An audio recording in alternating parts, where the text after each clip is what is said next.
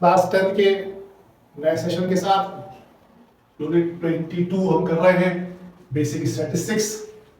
और इसके हमने 2 लेक्चर अब तक ले चुके हैं और इसके अंदर हमने शुरू में इंट्रोडक्शन दिया था पूरा स्टैट्स का कि स्टैट्स है क्या, किस तरह से हम डाटा को अरेंज करते हैं, किस तरह से डाटा की टाइप्स होती है। और फिर नेक्स्ट में हमने इसमें ग्रुप फ्रीक्वेंसी टेबल बनाना सीखा था और फ्रीक्वेंसी निकालना सीखी थी किसी भी अनग्रुप डेटा को जब ग्रुप डेटा में कन्वर्ट करते हैं तो हमने उसकी फ्रीक्वेंसी निकालना सीखी थी।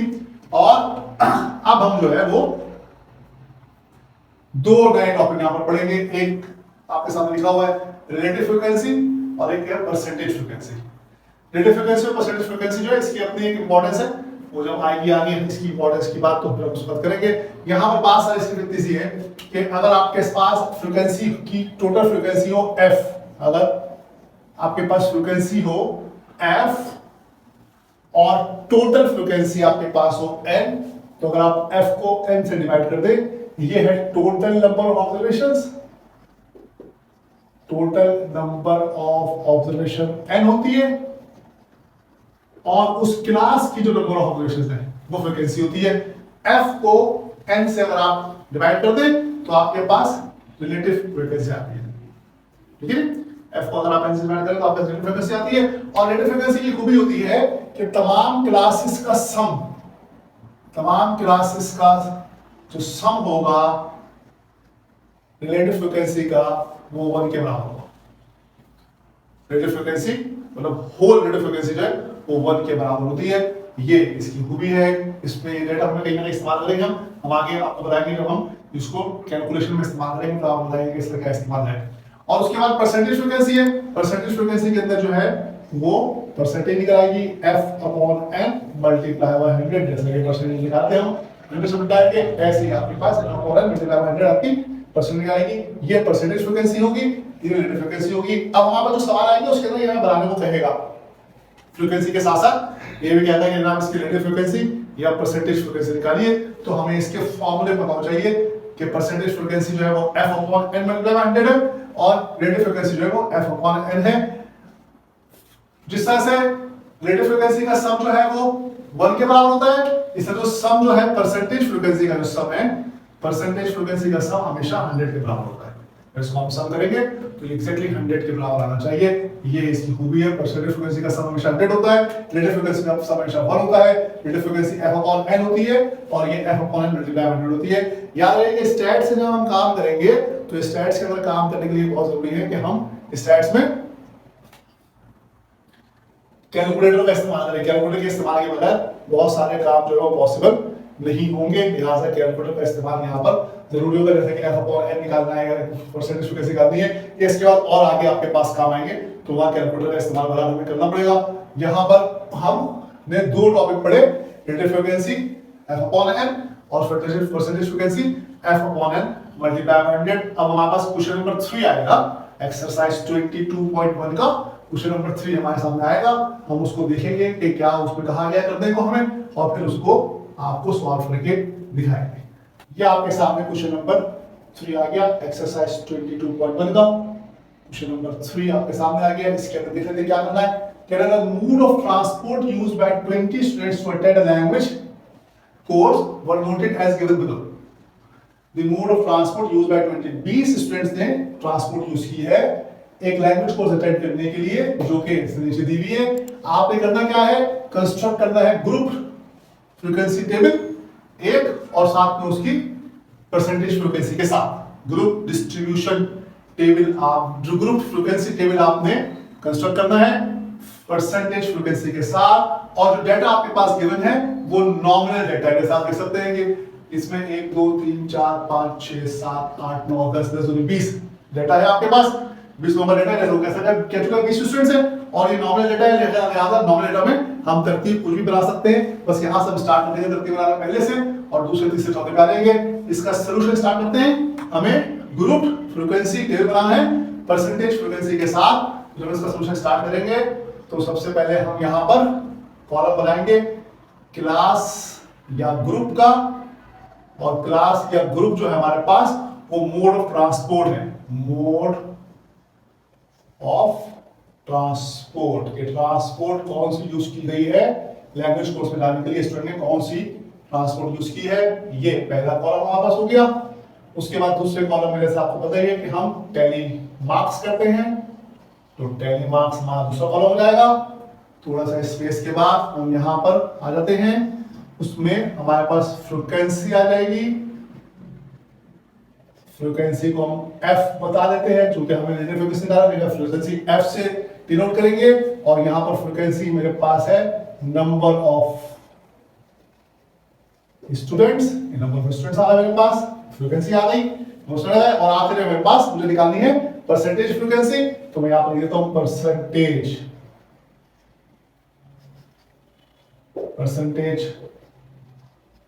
फ्रीक्वेंसी। और आसानी के लिए इसका फॉर्मूला देता हूं F/n मल्टीप्लाई बाय 100। और यहां मैं आपको बता दूं कि n की वैल्यू क्या है। n is the total number of observations होती है, लिहाजा n जो है यहां पर n मेरे पास इस सवाल के अंदर n जो है वो 20 होगा, क्योंकि टोटल नंबर ऑफ ऑब्जर्वेशंस मेरे पास 20 गिवन है, लिहाजा n मेरे पास 20 होगा। ये इस तरह से आपके पास कॉलम बन जाएंगे। अब इसको हम सॉल्व करने की कोशिश करते हैं, इसका डिस्ट्रीब्यूशन बनाने की कोशिश करते हैं। सबसे पहले जो मोड आएगा मेरे पास वो है वॉक, तो सबसे पहले यहां पर वॉक ही लिख लेते हैं। और वॉक के अंदर मेरे पास ये 1 2 वॉक आ गए, उसके बाद ये तीसरा वॉक आ गया, ये चौथा वॉक आ गया, ये पांचवा आ गया, ये 5 हो गए, उसके बाद 6 वॉक और फिर 7 वॉक। ये मैंने वॉक कर दिए। उसके बाद वॉक के बाद ये आपके पास 7 वॉक हो गए। गिनने के बाद 1 2 3 4 5 6 7, तो ये छोटा डाटा है इसलिए मैंने इसको ऐसे बना दिया। इसका मतलब मेरी फ्रीक्वेंसी यहां पर आ गई 7 के बराबर। मेरी फ्रीक्वेंसी यहां पर आ गई 7 के बराबर। ये मैंने वॉक का डाटा बना लिया। अब इसकी मैं परसेंटेज फ्रीक्वेंसी क्या है, तो 7 को 20 से डिवाइड करके मल्टीप्लाई कर देते हैं 100 से, इसकी परसेंटेज फ्रीक्वेंसी आ जाएगी 35। 7 को 20 से डिवाइड करके मल्टीप्लाई कर दिया 100 से, तो 35 आपके पास परसेंटेज फ्रीक्वेंसी आ गई। उसके बाद जो अगला मोड है वो है यहाँ पर मेरा बाइक ले लेते हैं। यहाँ पर बाइक ले लेते हैं, ये वॉक के ऊपर ऐसे लाइन खींच लेते हैं ऊपर के, ये वॉक की कहानी पूरी हो गई। बाइक ले लेते हैं अब देखिए बाइक के ऊपर एक बाइक ये है, तो एक यहाँ आ गई, एक बाइक ये हो गई 2, बस कार बस बाइक 2 ही आपके पास, तो इसकी फ्रीक्वेंसी आपके पास आ गई 2। और फिर 2 को आपने 20 से डिवाइड करके मल्टीप्लाई किया 100 से, तो आपके पास आंसर आ जाएगा 10। 2 को आपने डिवाइड किया 20 से, तो 1/10 हो जाएगा, और 1/10 में मल्टीप्लाई करें 100 से, तो आपके पास 10 आंसर आ जाएगा। तो इसकी परसेंटेज फ्रीक्वेंसी आ गई 10। बाइक आपके पास 2 लोगों ने बाइक का इस्तेमाल किया है कोर्स में जाने के लिए। उसके बाद तीसरा देख लेते हैं। तीसरा जो है वो बस है, बस लिख लेते हैं यहां पर। और यहां से देख लेंगे बस कितनी दफा है, 1 2 3 4 5 और 6 लोगों ने बस का इस्तेमाल किया है जाते हुए अपनी लैंग्वेज कोर्स में जाते हुए बस का इस्तेमाल किया है 6 लोगों ने। तो इसकी परसेंटेज फ्रीक्वेंसी निकाल लेते हैं। इसकी परसेंटेज फ्रीक्वेंसी आ जाएगी 30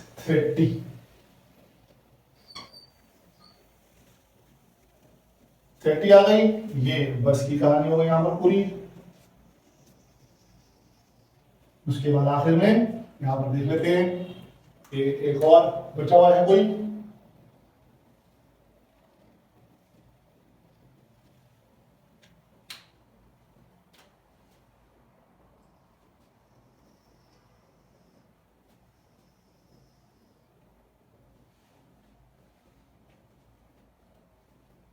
कार।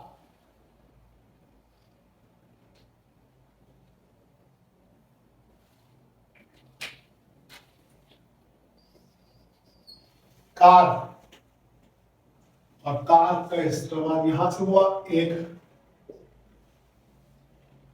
2 3 4 और 5।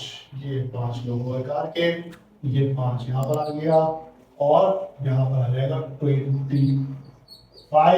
अब आप देख सकते हैं कि इस पर आप टोटल करते हैं तो 7 और 2 9, 9 और 6 15 और 5 20, और उसका अगर आप टोटल करें तो 35 और 10 45, 45 और 30 75, 75 और 25 100। जैसे मैंने आपसे कहा था कि परसेंटेज फ्रीक्वेंसी का टोटल 100 आएगा, फ्रीक्वेंसी ऑफ एफ का टोटल 20 जो गिवन एम वो आएगा, और ये टेलीमार्क्स आपने किया, नॉमिनल डाटा था, जिस तरतीब से डाटा आया था उसी तरतीब से हमने बता दिया। इसमें हम की रेटिंग नहीं कर सकते, इसमें हम रैंकिंग नहीं कर सकते, लिहाजा हमने एज इट इज डाटा बना दिया। ये आपके पास सॉल्यूशन आ गया एक्सरसाइज 22.1 का। क्वेश्चन नंबर 3 आपके सामने सॉल्व हुआ है। ये आपके सामने क्वेश्चन नंबर 4 आ गया, एक्सरसाइज 22.1 कर रहे हैं, और इसके अंदर देखिए क्वेश्चन के अंदर क्या है, क्लासिफाई करता है रिस्पॉन्सेस को। फैमिलीज से कोई डाटा कलेक्ट किया गया है, और डाटा कलेक्ट किया गया है कि वो अपनी वेकेशन जो है वो आउट ऑफ सिटी स्पेंड कितनी मरतबा करते हैं, और उनका रिस्पॉन्स जमा किया गया है, और उस रिस्पॉन्सेस का हमें ग्रुप फ्रीक्वेंसी डिस्ट्रीब्यूशन बनानी है, ग्रुप फ्रीक्वेंसी डिस्ट्रीब्यूशन बनानी है, और साथ में उसकी रिलेटिव फ्रीक्वेंसीज भी हमें कैलकुलेट करनी है, रिलेटिव फ्रीक्वेंसी कैलकुलेट करनी है, और हमें उसकी डिस्ट्रीब्यूशन भी बनानी है। क्लासिफाई करता है रिस्पॉन्सेस को। अब ये रिस्पॉन्सेस हैं हमारे पास 40 फैमिलीज हैं, 40 फैमिलीज हैं। इसके अंदर सवाल के अंदर मेंशन नहीं है, क्योंकि सवाल के अंदर मेंशन नहीं है, लेकिन ये 40 हमारे पास फैमिलीज हैं, और 40 फैमिलीज की जो हमारे पास डाटा आया हुआ है वो आपके सामने है इस तरह से। और इसमें देख सकते हैं आप रिस्पॉन्सेस हैं वो किस किस्म के हैं, नेवर है, रेयरली है, ऑफन है, समटाइम्स है, ऑलवेज है, और इसके अलावा कोई देखिए बता रहा हूं, never, rarely, often, sometimes, always. ये 5 किस्म के रिस्पॉन्स आपको नजर आ रहे हैं इसके अंदर। इसके अलावा कोई नजर आएगा तो हम लिख लेंगे। देखिए बराबर इसमें हमें क्या करना है, चूंकि ये अगेन एक नॉमिनल डाटा है, लिहाजा इसमें कोई खास काम करने की जरूरत नहीं है। यहाँ पर 40 फैमिलीज लिख लीजिएगा, of 40 families, responsible for 40 families on how frequently they spend vacations out of city। अब इसका सॉल्यूशन स्टार्ट करेंगे, तो हमें सबसे पहले इसमें काम भी करना है कि हमें frequency distribution, group frequency distribution बनानी है। तो यहाँ हेडिंग लगाते हैं ग्रुप फ्रीक्वेंसी डिस्ट्रीब्यूशन,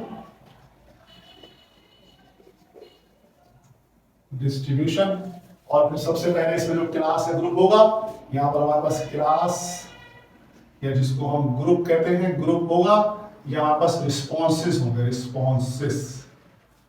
जो रिस्पॉन्सेस दिए गए हैं हमें मुख्तलिफ फैमिलीज के अंदर, इस रिस्पॉन्सेस के अंदर सबसे पहले हमारे पास है नेवर, हम इसको शुरू करेंगे। उसके बाद हमारे पास रिस्पॉन्सेस के बाद आ जाएगा, रिस्पॉन्सेस के बाद हमारे पास आ जाएगा टेलीमार्क्स, टेलीमार्क्स आ जाएगा फिर रिस्पॉन्सेस के बाद। ये टेलीमार्क्स के लिए हमने बना दिया। फिर टेलीमार्क्स के बाद हमारे पास आ जाएगी फ्रीक्वेंसी,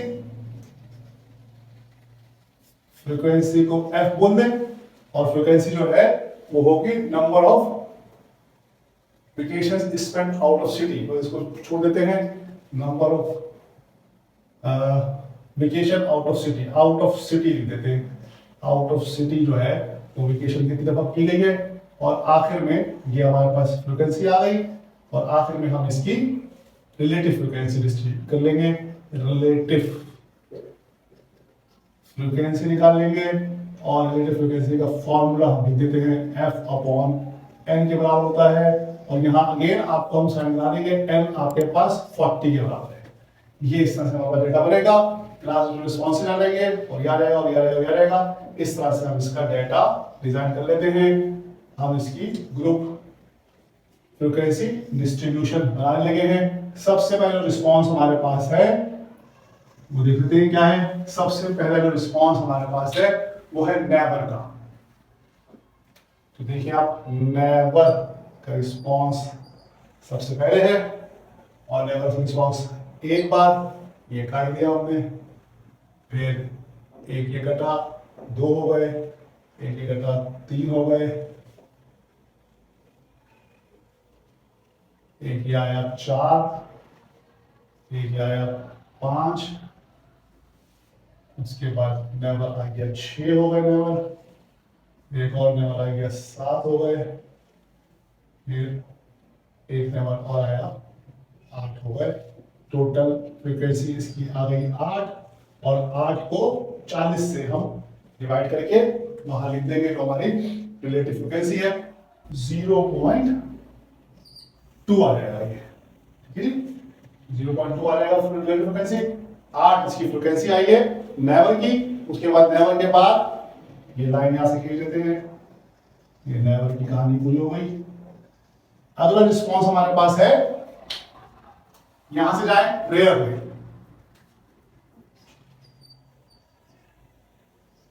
नेवर मतलब तो कभी भी नहीं किया इन्होंने, रेयरली कभी कभी किया इन्होंने। तो रेयरली एक रेयरली क्या आ गया 1 हो गया, उसके बाद एक रेयरली और आ गया 2, फिर रेयरली एक और आ गया तो 3, रेयरली एक और आ गया 4, रेयरली एक और आ गया तो 5 और 5 रेयरली हो गए। किसी और पे रेयरली तो नहीं इसके अंदर रेयरली 5 हो गए, यहाँ पर 5 रेयरली है और 5 को अब आप डिवाइड कर दीजिए 40 से, 5/40 करके डिवाइड कर दीजिए 40 से, यह आ जाएगा आपके पास 0.125। 0.125 आ जाएगा आपके पास 5 से डिवाइड करके। ये हो गई बात रेयरली की। रेयरली के बाद जो है वो अगला रिस्पॉन्स आपके पास ऑफन।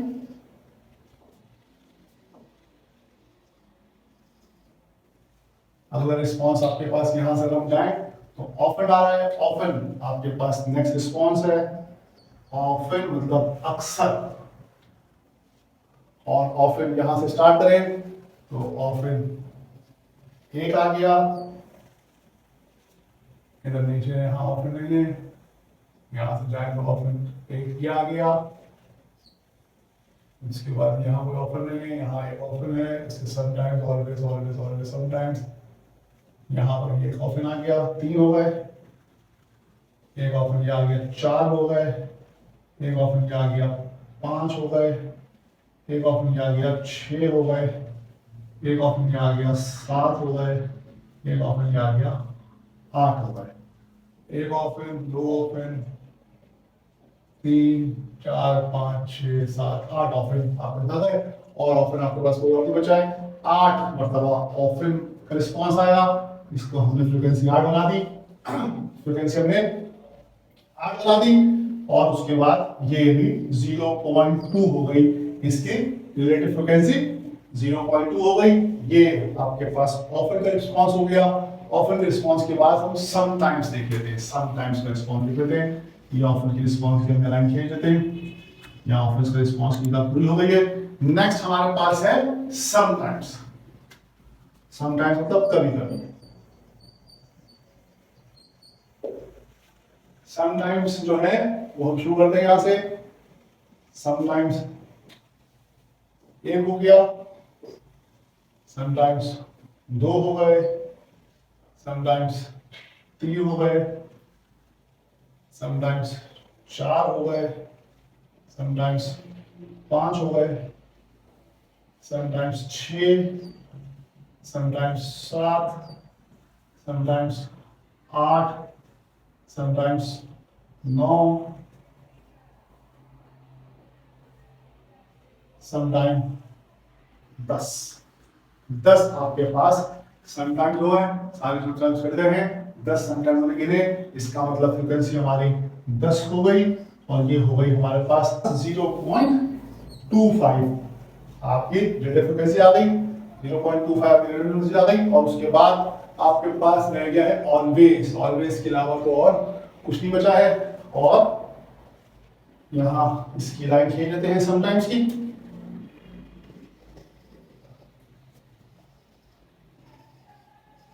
ये समटाइम्स की लाइन हमने बना दी और उसके बाद हम इसको ऑलवेज देख लेते हैं। ऑलवेज, ऑलवेज में 1 आ गया, 2 हो गए, 3 always, 4 always, 5 always, 6 always, 7 always, 8 always और 9 ऑलवेज, ये आपके सामने 9 ऑलवेज आ रहा है। अब आप इसको अगर टोटल करें तो क्या ये आ रहा है 40 के बराबर, देख लेते हैं इसमें कुछ रहना क्या हो। 8 और 8 16, 16 और 5 21, 8 और 5 13, 13 और 5 13 और 8 21, 21 और 10 31, 31 और 9 40, ये पूरा 40 आ रहा है। और इसकी रिलेटिव फ्रीक्वेंसी जो है 0.225 रहेगा, 0.225, ये इसकी रिलेटिव फ्रीक्वेंसी हो जाएगी। आप रिलेटिव फ्रीक्वेंसी को टोटल कर लीजिएगा, रिलेटिव फ्रीक्वेंसी को आप टोटल करेंगे तो आप देखेंगे कि रिलेटिव फ्रीक्वेंसी का टोटल जो है वो आपके 1 के बराबर आएगा।